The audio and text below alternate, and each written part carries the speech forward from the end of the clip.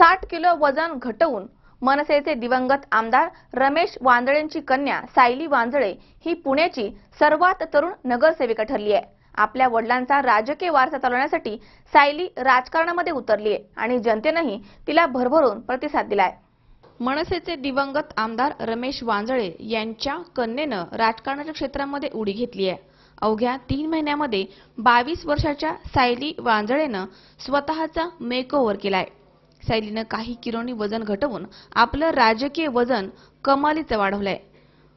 पुण्यातील वारजे माळीवाडा मधनं राष्ट्रवादीतर्फे सायली रिंगणामध्ये उतरली होती। 13,956 मते तिने मिळवली आहे आणि ही निवडणूक जिंकली आहे। प्रचारामध्ये उतरण्यापूर्वी 116 किलो वजन असलेल्या सायलीनं 60 किलो वजन उतरवलंय। गोल्डमॅन अशी ओळख असलेले मनसेचे आमदार रमेश वांजळे यांचा 2011 मध्ये हृदयविकारच्या धक्क्याने मृत्यू झाला होता। त्यांचा राजकीय वारसा चालवण्यासाठी सायली सक्रिय राजकारणामध्ये उतरली आहे। राजकारणामध्ये येण्यापूर्वी फिट असावं अशी माझी इच्छा होती, त्यामुळे डाएट आणि जिम या दोन्हीच्या मदतीनं मी 60 किलो वजन घटवलंय। आता माझं वजन 65 किलो आहे, असं सायली सांगतेय। सकाळी 8 ते रात्री 9 सतत मी माझ्या वॉर्डमधील नागरिकांना भेटायचे।